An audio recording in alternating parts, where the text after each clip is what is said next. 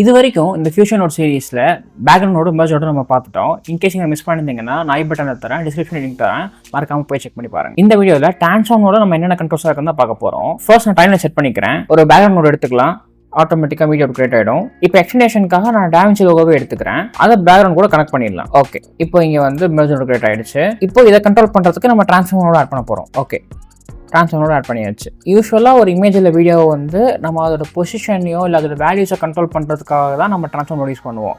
இதை வந்து நீங்கள் மெர்ஜோட யூஸ் பண்ணலாம், பட் நீங்கள் டிரான்ஸ்ஃபார்மில் யூஸ் பண்ணும்போது உங்களுக்கு இன்னும் கொஞ்சம் கண்ட்ரோல் கிடைக்கும். நீங்கள் டிரான்ஸ்ஃபார்மை கிளிக் பண்ணிட்டு இன்ஸ்பெக்ட் டேப் வந்து பார்த்தீங்கன்னா நீங்கள் ஃபர்ஸ்ட் சென்டர்னு இருக்கும். சென்டர்ன்றது ஒன்றும் இல்லை, பேசிக்கலி ஸ்டார்டிங்கில் இந்த இமேஜ் வந்து இங்கே சென்டரில் தான் இருக்கும். இதோட இந்த ரெட் கலர் ஏரோமார்க் இருக்குது பார்த்தீங்களா, இதுதான் இந்த சென்டர் வேல்யூஸ் அட்ஜஸ்ட் பண்ணுற ஹேண்டில். இந்த மாதிரி நீங்கள் இதை ட்ராக் பண்ணும்போது இன்ஸ்பெக்ட் டேப்பில் வந்து அந்த வேல்யூஸ் வந்து மாறும். இது நீங்கள் அந்த இந்த கண்ட்ரோல் மட்டும் நீங்கள் மூவ் பண்ண முடியுன்றது கிடையாது. நீங்கள் இங்கே வந்து ரைட் அண்ட் லெஃப்ட் இல்லை நீங்கள் வந்து அப் அண்ட் டவுன் கண்ட்ரோல் பண்ணிக்கலாம். இதை ரீசெட் பண்ணிடுவோம். அதுக்கு கீழே இருக்குது பிவோட் பாயிண்ட். பிவோட் பாயிண்ட்றது ஒன்றும் இல்லை, ஆங்கர் பாயிண்ட் தான் பிவோட் பாயிண்ட்னு சொல்கிறாங்க. பேசிக்கலி நீங்கள் என்ன பண்ணுறீங்கன்னா ஒரு இமேஜோட சென்டர் பொசிஷனை சேஞ்ச் பண்ணுறீங்க. நீங்கள் இந்த பிவோட் பாயிண்ட்டை எங்கே வைக்கிறீங்களோ அதுதான் அதோட சென்டர் பாயிண்ட்டாக கன்சிடர் ஆகிக்கும். இப்போ இந்த சென்டர் பாயிண்ட் வந்து இங்கே இருக்கா, பிவோட் பாயிண்ட் வந்து இங்கே இருக்குது. இந்த கிரீன் கலர் தான் பிவோட் பாயிண்ட். இப்போ நான் ரொட்டேட் பண்ணும்போது என்ன ஆகுதுன்னு பாருங்க. பார்த்தீங்களா, இப்போ வந்து இதுதான் சென்டர் பாயிண்ட்னு சொல்லி அது ஃபிக்ஸ் ஆகிட்டு அப்படி ரொட்டேட் ஆகுது.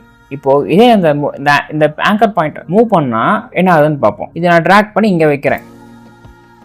இப்போ ரொட்டேட் பண்ணா என்ன ஆகுதுன்னு பார்ப்போம். பார்த்தீங்கன்னா இப்போ நான் வச்சு அந்த பாயிண்ட் தான் சென்டர் பாயிண்ட் எடுத்து ரொட்டேட் ஆகுது. இது வந்து நமக்கு நிறைய கேஸில் யூஸ் ஆகும், அதெல்லாம் நம்ம அப்கமிங் வீடியோஸில் பார்க்கலாம். சரி, பியூர் பாயிண்ட் வந்து நம்ம ரீசெட் பண்ணிடலாம்.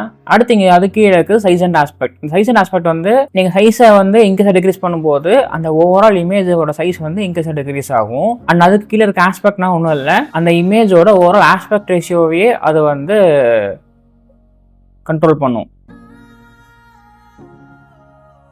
இதை இப்போ நீங்கள் ரீசெட் பண்ணிவிட்டு இதையும் ரீசெட் பண்ணிட்டு இந்த இடத்துல டிக்கா இருக்கு பாத்தீங்களா, யூஸ் சைஸ் அண்ட் ஆஸ்பெக்ட்னு, அதை வந்து அன்செக் பண்ணிட்டீங்கன்னா இதை நீங்க அன்செக் பண்ணிட்டு நீங்க கண்ட்ரோல் பண்ணும்போது நீங்க வந்து இந்த மாதிரி இண்டிவிஜுவல் டைரக்ஷன்ல நீங்க வந்து ஈஸியாக கண்ட்ரோல் பண்ணிக்க முடியும். இதையும் ரீசெட் பண்ணிக்கலாம். அண்ட் பழையபடி இதை நான் இப்போ வந்து டிக் பண்ணிட்டேன். அண்ட் தென் அது கீழே இருக்கிறது ஆங்கிள்.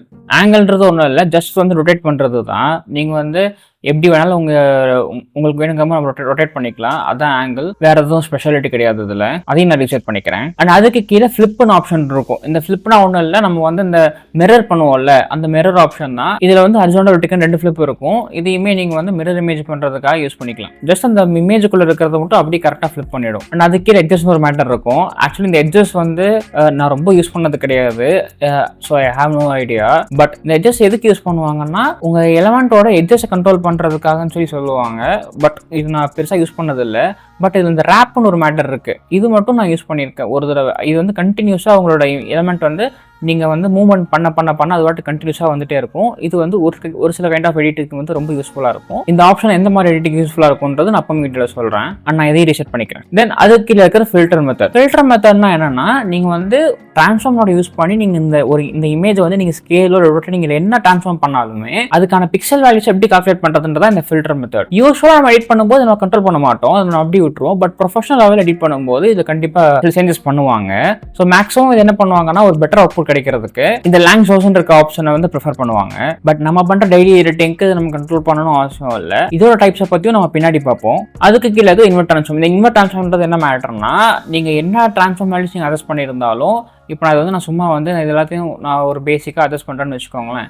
இது நீங்கள் என்ன ட்ரான்ஸ்ஃபார்ம் பண்ணியிருந்தாலுமே நீங்கள் இந்த இன்வெர்ட் கிளிக் பண்ணும்போது உங்கள் ட்ரான்ஸ்ஃபார்ம் வேல்யூஸ் ஜஸ்ட் இன்வெர்ட் பண்ணிடும். இன்வெர்ட் உங்களுக்கு தெரியல, அது மாதிரி இன்வெர்ட் பண்ணி விட்டுரும். இப்போ நான் அதை கிளிக் பண்ணுற பாருங்களேன். ஸோ நான் எல்லாம் அட்ஜஸ்ட் பண்ணி இங்கே வச்சிருந்தேன், அது இன்வெர்ட் ஆகிட்டு வேல்யூஸ் எல்லாம் மாறி இங்கே வந்துருச்சு. இதுதான் இந்த இன்வெர்ட் ட்ரான்ஸ்ஃபார்ம். நான் இதையும் வந்து ஆஃப் பண்ணிக்கிறேன். அதுக்கு கீழே ஃபிளாட்டன் இருக்கு. இந்த ஃபிளாட்டன் ஆப்ஷன் எதுக்கு கொடுத்துருக்காங்கன்னா, இந்த ட்ரான்ஸ்ஃபார்ம்ல நம்ம கொடுத்துருக்க அட்ஜஸ்ட்மெண்ட் வேல்யூஸ் வந்து இந்த லைனில் வரப்போற வேற எதுவுமே அஃபெக்ட் பண்ணக்கூடாதுன்றதுக்காக இந்த ஃபிளாட்டன் ட்ரான்ஸ்ஃபார்ம் கொடுப்பாங்க. பட் ஸ்டில் இது வந்து எப்பயாவது நடக்கிறது தான். இது எப்பயுமே இந்த மாதிரி வந்து ஒரு மாதிரி கொலாப்சிங் அளவுக்கு போகாது.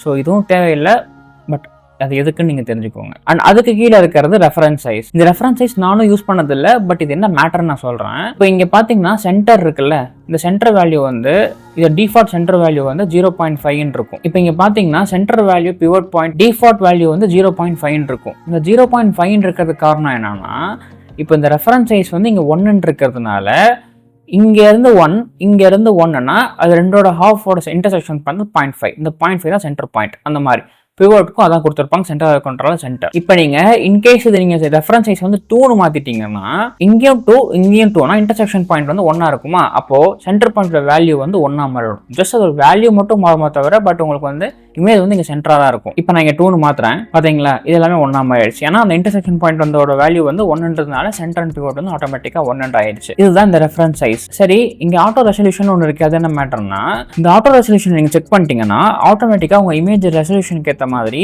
இந்த கண்ட்ரோல்ஸோட வேல்யூஸ் எல்லாம் மாறிக்கும். இப்போ நான் டிக் பண்றேன், என்ன ஆகுதுன்னு பாருங்க.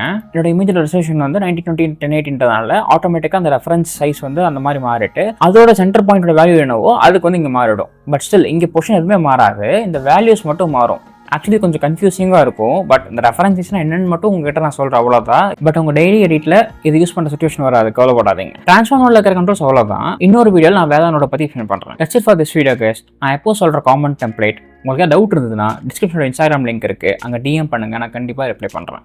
உங்களுக்கு ஏதாவது டுட்டோரியல் வீடியோ வேணும்னா கமெண்ட்ஸில் கமெண்ட் பண்ணுங்கள், நான் கண்டிப்பாக அதுக்கு டெடிக்கேட் டுட்டோரியல் வீடியோ போட ட்ரை பண்ணுறேன். இன்னொரு இன்ட்ரெஸ்டிங்கான வீடியோ பார்க்கலாம். தேங்க்ஸ் ஃபார் வாட்சிங். Bye bye.